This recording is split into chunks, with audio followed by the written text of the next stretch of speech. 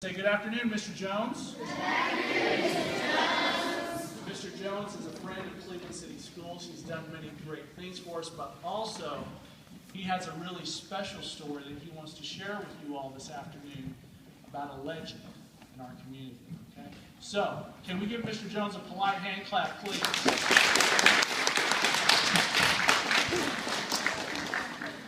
Thank you, Mr. Chad. I'm going to back up here and lean against the wall here, kids. I'm Allan Jones. I want to talk to you today about Tall Betsy. How many of you heard about Tall Betsy? What do you all know about Tall Betsy?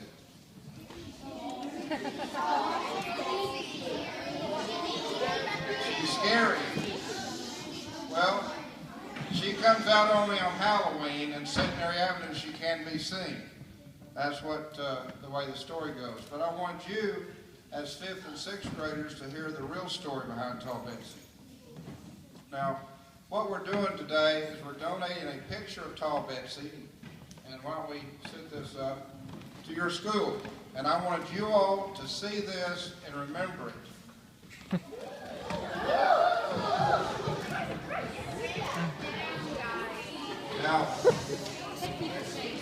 Now, how we're going to remember that is Mr. Chai and the 6th grade teachers. What's your name?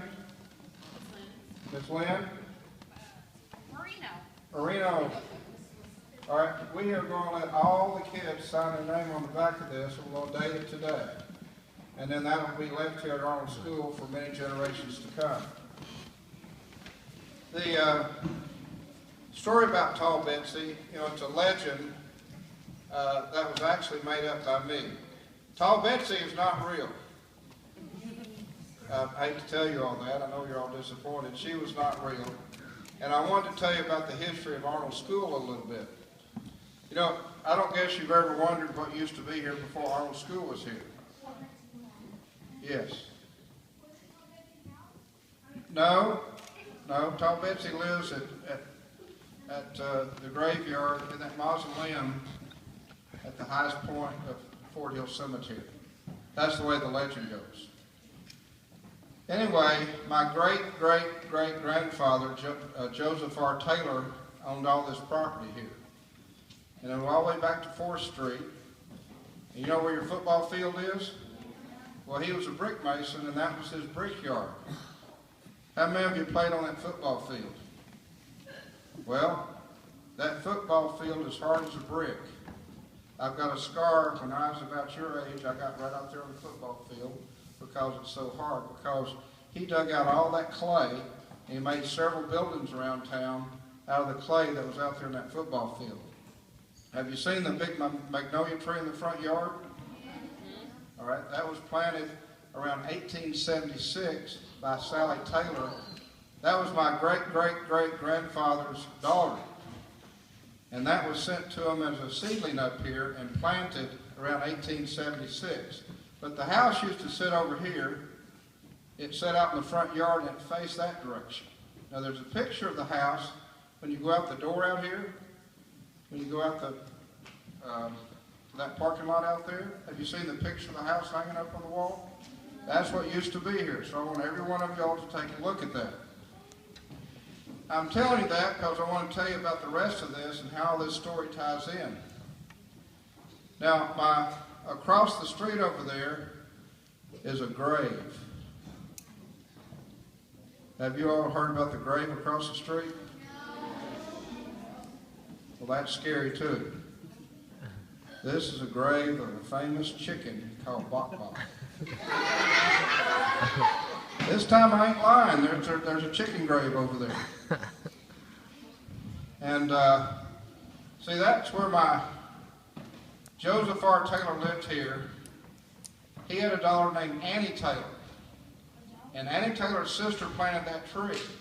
And Annie Taylor had a daughter named Marie Slaughter Schultz, that was my grandmother, who lived for that house, that little bitty house out here. That's where my grandmother and my mother grew up there. And when I was a kid at Arnold School, they got a chicken for Easter. And I think I was about 5 years old. is 1957 to 1959.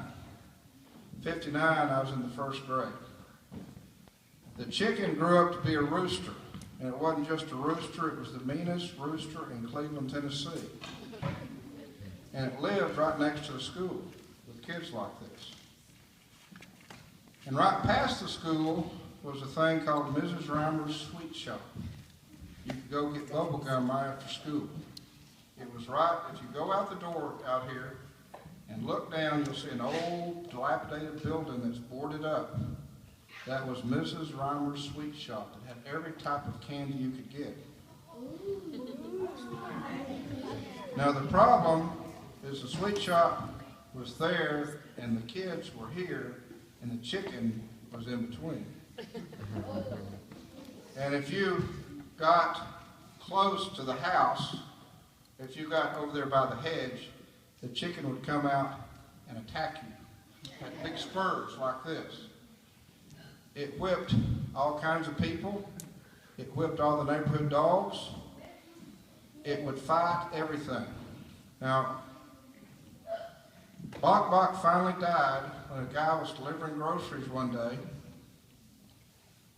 Came into the backyard and had his arms full of groceries and opens up my grandmother's back door, and Bok Bok attacked from behind without anybody seeing. The guy was so angered, he went out and got his car, pulled into the backyard, and mashed Bok Bok into the tree right out there. Have you all seen The Wizard of Oz? Yes. You remember when the witch died? Yes. It's just like that.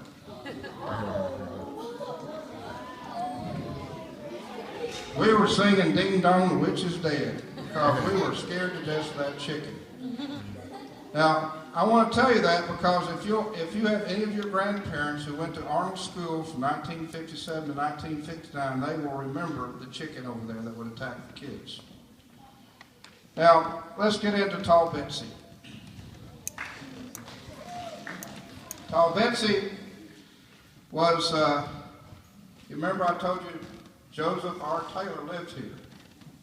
Joseph R. Taylor's daughter, Annie Taylor, married a man named Dr. William Herman Schultz. And Dr. Schultz was my great-grandfather. And his daughter was my grandmother. And Dr. Schultz one day was walking right up 8th Street here and actually met Tall Betsy. So the people who lived here actually saw the real Tall Betsy. Now what the real Tall Betsy was is she was a very tall woman who walked late at night the streets of Cleveland. She had several names. They called her Black Betsy, they called her the Lady in Black, and they called her Tall Betsy. And parents in the 1920s, any of the kids growing up in the 30s and 20s and 30s, the parents would use the story of you better come in after the street lights come on, because that's when Tall Betsy comes out and walks. Now, that's all she did. Yes, sir. Did she what? Did she hurt it? No.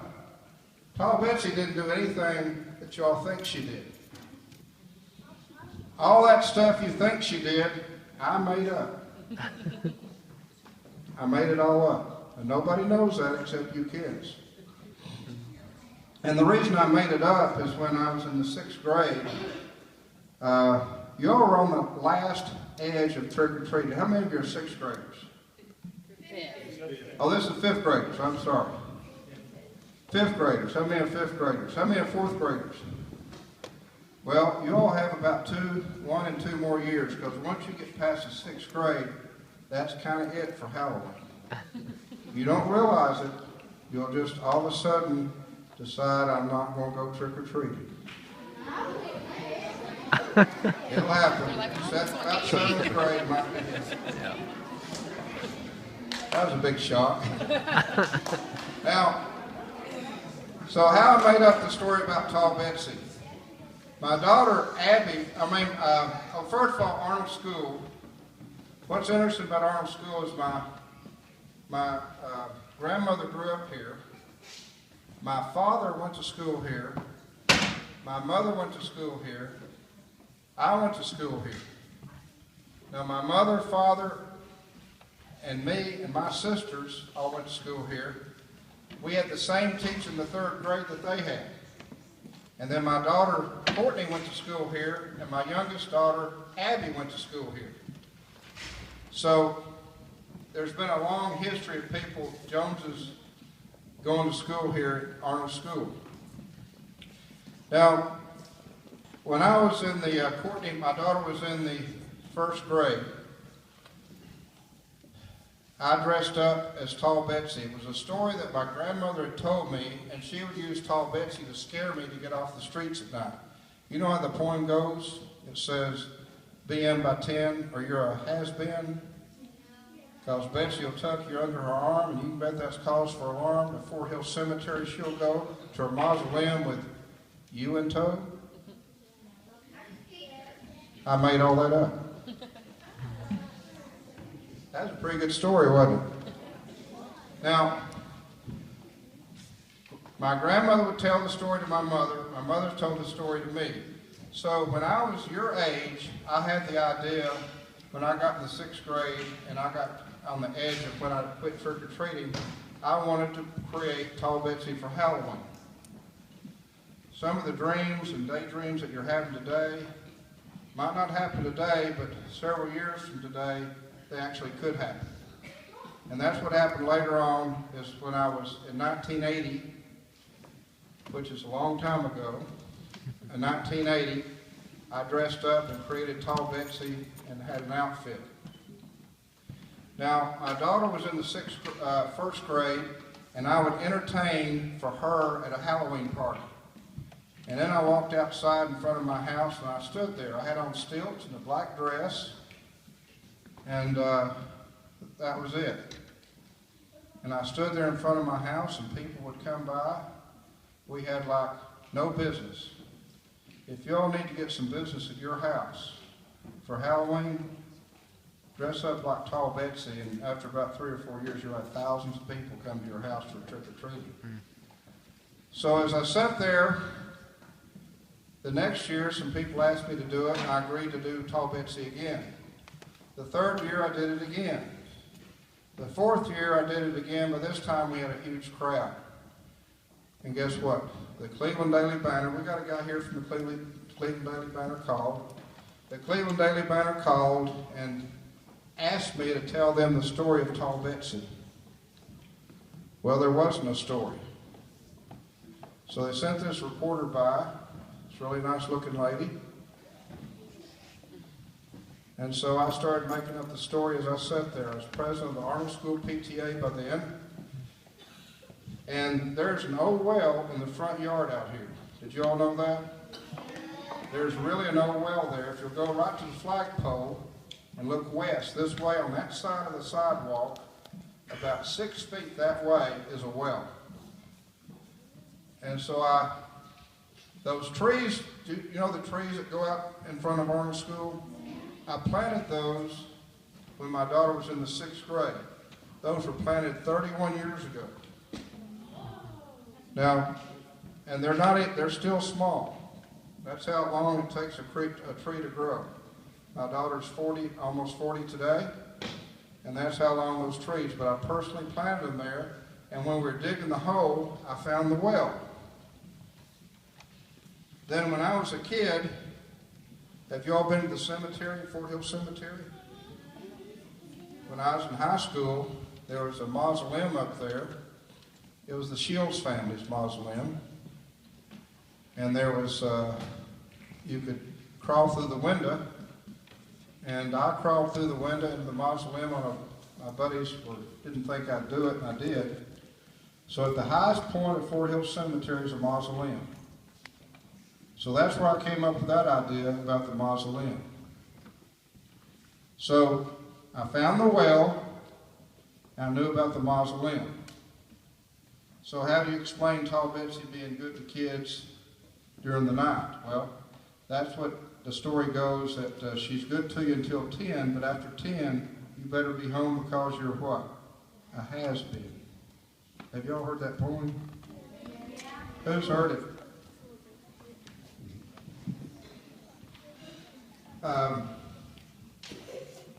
So as I started making all this up, she supposedly is good to you until 10 o'clock. After 10 o'clock, she takes you and tucks you under her arm, goes to Fort Hill Cemetery at her mausoleum. If you fail to escape by the time the sun comes up, she'll eat you for breakfast. I made all that up. But that's a pretty good story, isn't it, kids? And I want you all to hear the real story, since you're the only kids that have heard the real story about Tall Betsy. And since you're going to be a witness to this picture, and that Arnold School played such a big role in Tall Betsy, and today Halloween has become, Cleveland, Tennessee, because of Tall Betsy, and because of you. Not because of me, but because of Tall Betsy. We have a really big Halloween. Now, how many of you have been to Centenary Avenue? That's a great place, isn't it? Well, that's where I lived, and that's where my daughter grew up. And at one time on Centenary Avenue, there was absolutely no trick-or-treaters. Zero. So that's what got all that going. Now let me take a few questions and I'll be finished. Yes, sir. Stand up.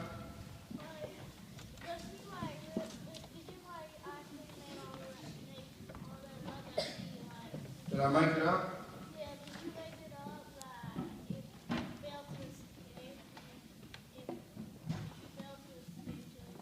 to By sunrise, I warn you now, you'll be my prize. I'll have you for breakfast, I knew that, Jess. You'll be on the menu, not as my guest. I made all that up. But it's pretty scary, isn't it? Now, you all know who David Copperfield is? Well, good. He made my wife disappear in Las Vegas Sunday night. And I'm going to tell you, like David Copperfield told my wife, please don't expose the trick. Now that you all know Tall Betsy isn't real, will you not tell anybody? Now you're going to tell them that it is real, right? And y'all are going to turn the story completely around. You're going to keep the legend going by exaggerating it and talking about how real it is. Yes, ma'am. My grandfather, he was here the exact same time you were here.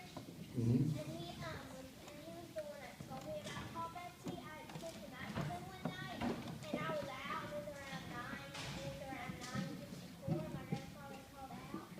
And it's the night before Halloween. And my grandfather called out. I said, "Why you better get in here?" I said, "Why?" And he said, "Because if you don't get in here in a few minutes, Tall Betsy's going to be out, and she's going to eat you for breakfast." I ran in. I never went outside. Well, you know why? See, my mother would tell me, back then we didn't have daylight savings time. And 9 o'clock Halloween night was like 10 o'clock when I was a kid. And my mother told me I could do anything I want, but whatever I do, I better be in by 10. That was my curfew. It'd be like y'all have to be in by 9 o'clock. And that's where I came up with that be in by 10 or you're a has-been. Yes, sir? Stand up. Joshua, do you have a question? We're going to take questions, okay? Yes, just Everyone can have a great story to tell, but what we Yeah. need is questions. Okay. You have a question?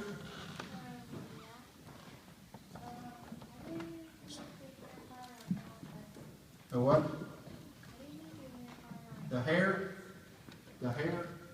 Well, the hair is actually a wig. Oh, see this cane right here? That's a persimmon cane. That's a real persimmon cane from a female persimmon tree.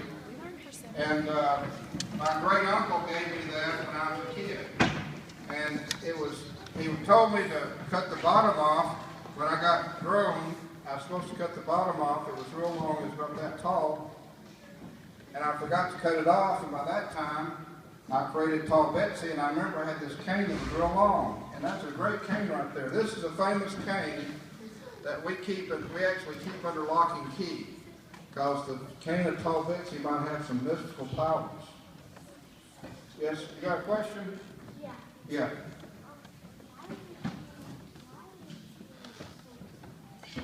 Well, Tall Betsy is 7 foot 6.5 inches tall.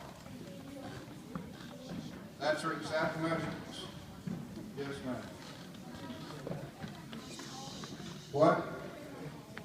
What does a has-been mean? That is a real good point.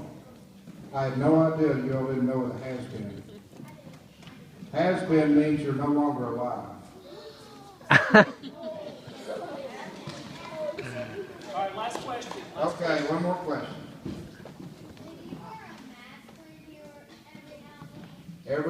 Well, the first part I did not wear a mask, and later on, as I got so many people pulling on me and TV cameras coming up, I put on a mask. All right, well, kids, I hope you remember it. Now, we're going to get you to sign this, and that's it. Thank you. Let's give him a hand, please. Thank you, Mr. Jones. All right, so we're going to do a little bit of follow-up, and we're going to see how well you all were listening. We're going to see if you all are comprehending. Does everyone know what comprehension means? Kyla does. Kyla? If we're talking about reading comprehension, what does that mean? Hold on hands.